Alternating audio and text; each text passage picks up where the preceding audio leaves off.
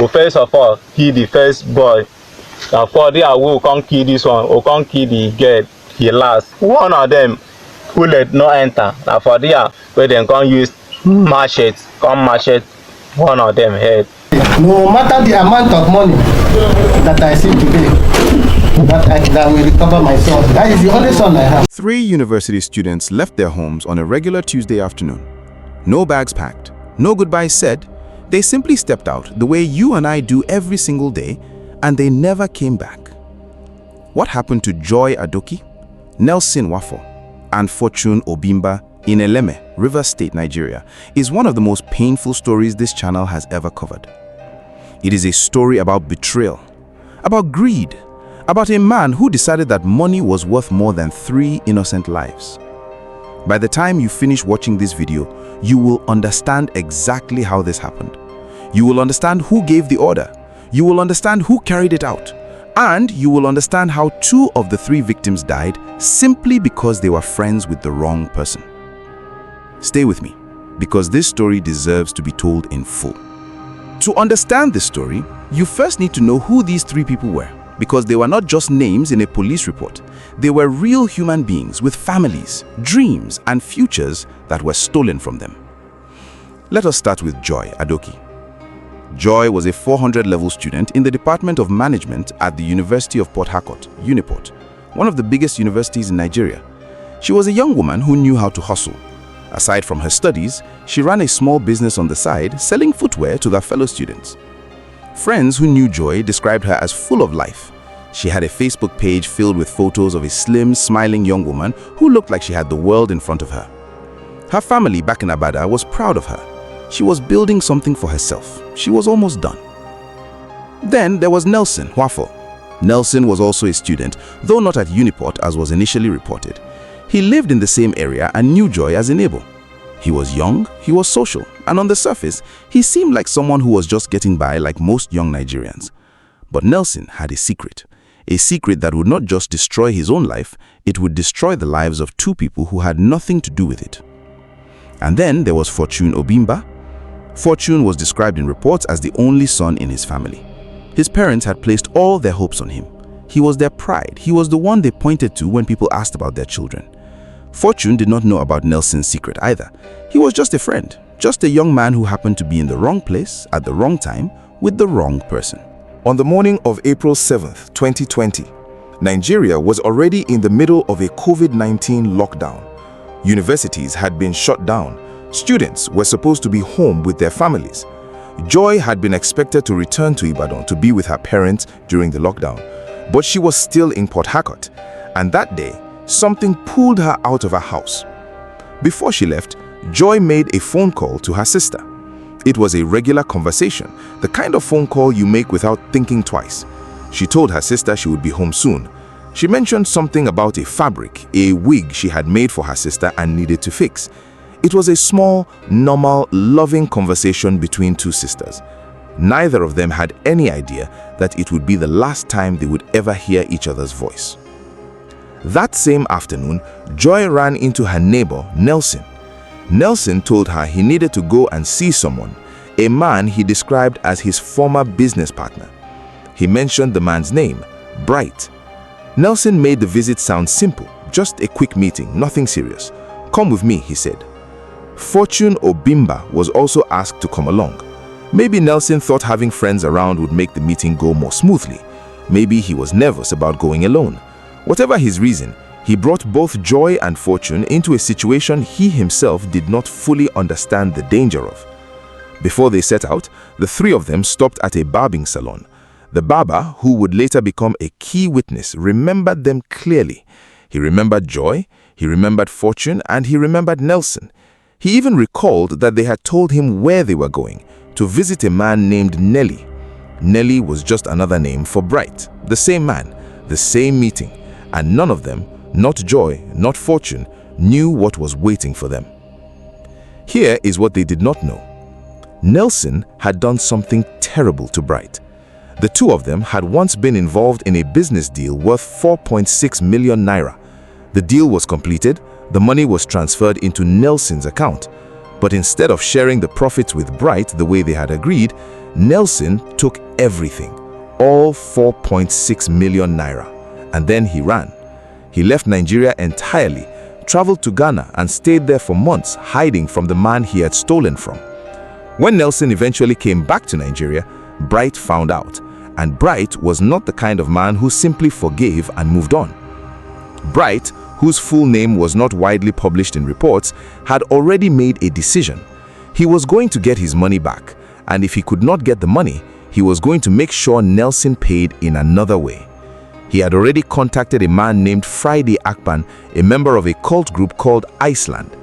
Bright asked Akpan to bring men who could help him carry out an abduction. The plan, as Bright would later claim, was to kidnap Nelson and force him to return the stolen money. What Bright had not planned for, what he had not thought about, was that Nelson would not come alone. Now, pause here. Before we get to what happened next, I want to ask you something. Right now, in the comment section below, type the name of the city where this tragedy took place. Just the city name. Let us see how many of you are paying attention, and let us also make sure this story reaches more people who need to hear it. When Joy, Nelson, and Fortune arrived at the meeting point in Choba, Port Harcourt on April 7, 2020, Bright was already waiting. So was his uncle, and hidden nearby in the bush surrounding the area were Friday Akpan and his gang members, armed, prepared, and waiting for a signal. The three young people had no idea. To them, this was just a visit. Nelson may have been a little uneasy. He knew he had wronged Bright, but even he probably could not have imagined how far Bright was willing to go. Joy and Fortune had no reason to be afraid at all. They were just there to keep their friend company. What happened next took only minutes. Bright and his uncle moved on the three students.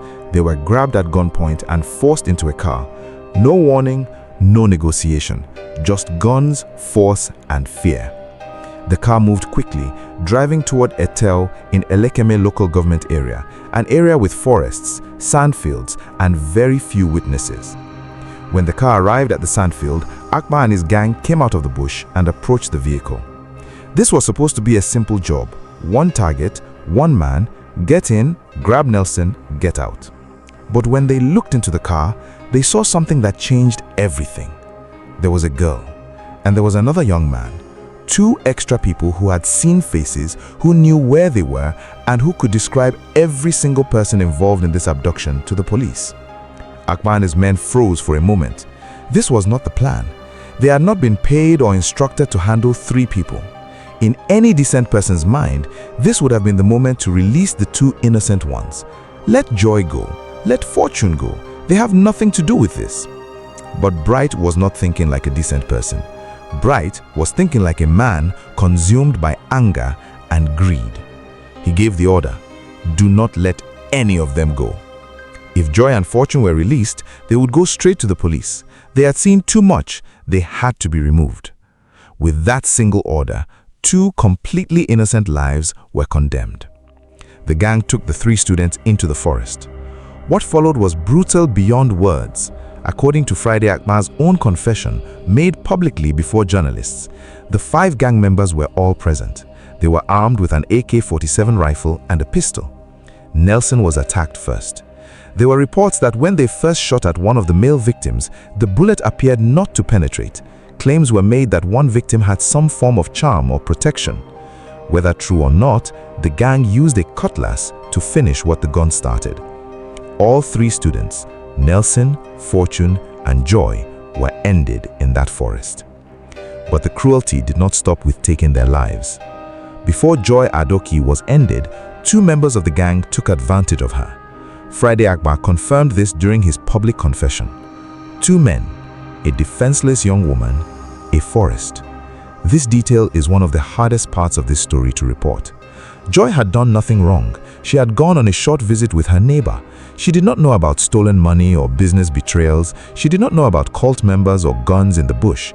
She was just a student who sold shoes on the side and was almost done with her degree. After everything was done, the gang buried the 3 bodies in shallow graves in a tail forest in Eleme, LGA. They covered the graves, packed their weapons, and left. 5 people walked out of that forest. 3 did not. The families began to worry that same evening. When Fortune's father couldn't reach his only son by phone, he started calling Fortune's friends. One friend told him Fortune had gone to the barbing salon. The father went directly to the barber. The barber confirmed what he had seen. Fortune, Nelson, and Joy, all three of them, leaving to visit a man called Nelly. That name, Nelly, would become the most important lead in the investigation. Joy's family also began making calls. When she didn't come home and her phone went silent, fear set in. Then, days after the disappearance, the families received phone calls from people claiming to be kidnappers. These callers demanded ransom. Reports indicate that the desperate families paid what was asked, but the money was taken and the students were never returned, because by the time those phone calls were made, Joy, Nelson, and Fortune were already in the ground. If you're watching this video right now and you have not yet subscribed to Trem Crime Zone, please do it now. Hit that subscribe button and turn on the notification bell. Here's why this matters. Stories like Joy's, like Fortune's, like Nelson's, these stories need to be told loudly. They need to reach every Nigerian, every African, every person who has a child, a sibling, a friend in school. When you subscribe, you make sure these stories reach more people. You make sure these victims are not forgotten. This channel exists to keep their memory alive and to teach lessons that could one day save someone's life. Subscribe now. Do it for Joy. On April 19, 2020, 12 days after the three students disappeared, Joy's brother, a man named Umar, walked into the Eleme police division and filed a missing persons report. This was the moment the official investigation began. The Rivers State Police Command took the case seriously. The anti-cultism unit, led by Chief Superintendent of Police Collins Shada, was assigned to the case. These were experienced officers who understood how cult-related crimes operated in Rivers State. They began gathering information from everyone connected to the three students. The barber's testimony was critical. He gave investigators the name Nelly. He told them that Nelson, Joy, and Fortune had left his shop together and said they were going to see a man by that name. Investigators began cross-checking that name against known individuals in the area. It did not take long to connect Nelly to a man named Bright. Bright was located and brought in for questioning. Under interrogation, the story began to crack open. Bright admitted that he knew Nelson. He admitted there had been a business dispute, and as officers pressed further, the admissions grew heavier. Bright's confession led directly to Friday Akpan.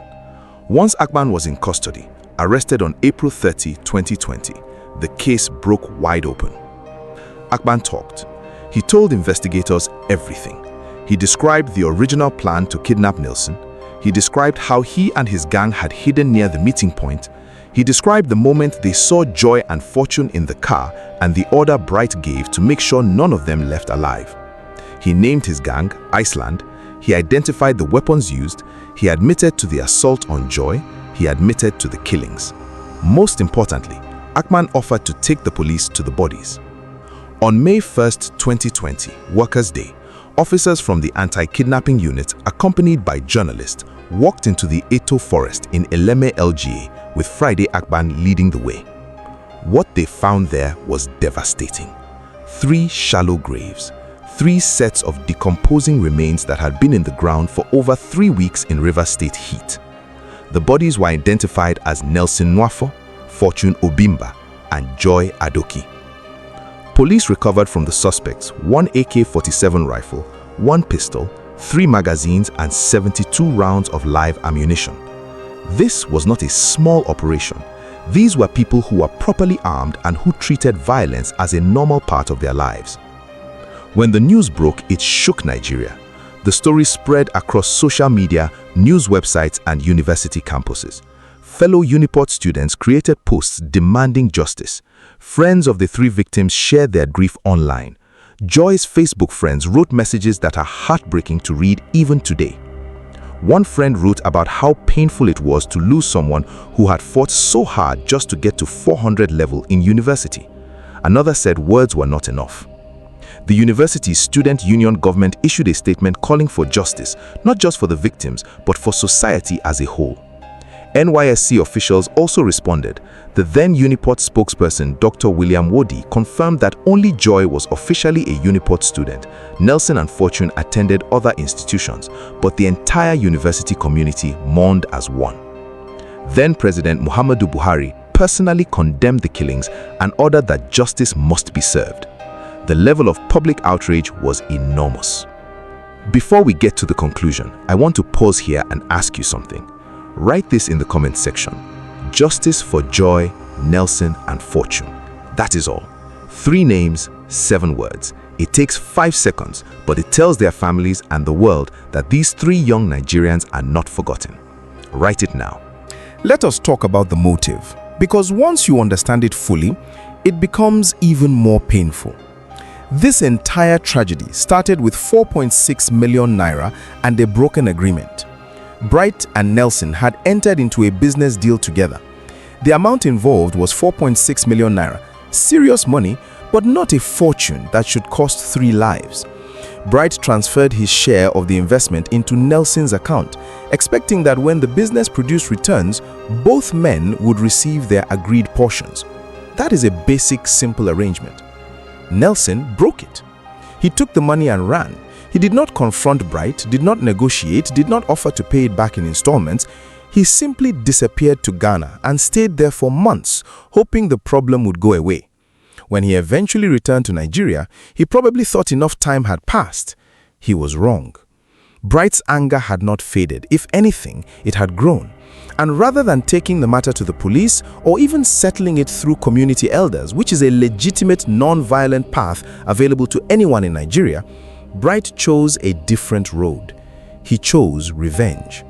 He contacted cult members. He arranged an abduction. He armed dangerous men. And then, when the plan produced unexpected complications, 2 innocent bystanders in a car, he chose the worst possible option. He ordered them all removed. This is important to understand. Bright did not snap in a moment of rage. He planned it. He made calls, he gathered people, he selected a location, he brought weapons. This was a calculated decision to take human lives over money. And the 2 people who paid the ultimate price, Joy and Fortune, had absolutely nothing to do with it. Fortune Obimba's father waited for his only son to come home. That phone just rang and rang. This was a man who had invested everything in his child, whose entire hope for the future had one name, Fortune. That name now means something entirely different. Joy's family in Ibadan buried her daughter according to available accounts, a young woman who had been selling shoes to survive, who almost finished her degree, who had called her sister to talk about fabric she was making for her. Gone. As for the suspects, all those arrested, Bright, Friday Akpan, and the other gang members, faced charges of kidnapping, murder, and sexual assault. Under Nigerian law, murder alone carries the death penalty. The combination of kidnapping, gang assault, and premeditated murder in this case meant the prosecution could pursue the maximum penalty for each charge. Friday Akpan made his confessions publicly, standing in the very forest where the bodies were found, speaking before cameras and journalists. The other suspects were also paraded. Since their arrest and parade in May 2020, there have been no major public updates on the court proceedings. Legal cases in Nigeria, particularly those involving multiple charges and multiple suspects, can take years before reaching a verdict. This case may still be working its way through the system. But regardless of what happens in court, the facts of what occurred on April 7, 2020 are not in dispute. 3 young people walked into a trap. One of them had made a terrible choice, stealing from a dangerous man. The other 2 were simply his friends. This story hurts because of how ordinary it began. A normal day, a short trip, 3 friends walking together to a meeting that one of them should never have attended and certainly should never have brought others to. But there are lessons here, and they are important enough that every young Nigerian needs to hear them clearly. Lesson 1. Your secrets can cost other people their lives. Nelson knew he had stolen from Bright. Nelson knew he had wronged a man connected to dangerous people, yet when he went to that meeting, he brought Joy and Fortune along. Whether he did it for protection, for company, or simply without thinking, the result was the same. His choices did not just endanger him, they sealed the fates of 2 innocent people. If you are carrying a secret that puts you in danger, do not drag the people who love you into that danger with you. Face your problems alone. Lesson 2. Revenge is never worth it. Bright lost 4.6 million naira. That is real money, and being cheated is genuinely painful. But instead of reporting the theft to the police, instead of pursuing legal remedies, he chose to arm cult members and arrange abductions. Now, because of that choice, 3 people are in the ground, he and his accomplices face possible execution, his family is destroyed, and the money is still gone. Nothing was gained, everything was lost. Revenge is a trap. It destroys the person who sets it as much as the person it is aimed at. Lesson 3. Isolated locations are danger zones. Joy had no reason to suspect that this visit was unsafe. She trusted Nelson, but the moment they were taken to a sand field, far from roads and witnesses, there was no way back. If you are ever asked to go somewhere remote, somewhere off the main road, into a bush, or away from other people, that is the moment to stop and ask questions. Your safety is more important than being polite. Lesson 4. Trust your discomfort. There may have been a moment, in the car, at the meeting point, where something felt wrong. We cannot know for certain, but in situations where you feel uneasy, where something does not add up, where the person you are with is nervous in a way they are not explaining, trust that feeling. Leave. Ask questions later. Joy Adoki deserved to finish her degree. Fortune Obimba deserved to be the son his father was proud of. Even Nelson Nwafor, despite his terrible choice, deserved a chance to face the consequences through the justice system rather than a forest grave. Their story is over, but the lessons they leave behind do not have to die with them. What are your thoughts on this case? Drop your comment below. Tell us, who do you think carries the most blame? Nelson for his betrayal or Bright for his decision to take 3 lives? There's no wrong answer. We want to hear from you. And if this story affected you, if it made you think about the people in your own life, the choices you make, the friends you walk with, please share this video.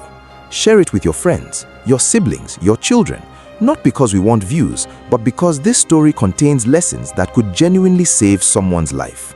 Also, if you are not yet subscribed to Trem Crime Zone, subscribe right now. Every week, this channel brings you true stories from Nigeria and across Africa. Stories that need to be heard, stories that carry lessons, stories that remind us that the choices we make have consequences. Hit the subscribe button, turn on the bell, and come back next time. For Joy, for Fortune, for Nelson, we remember them.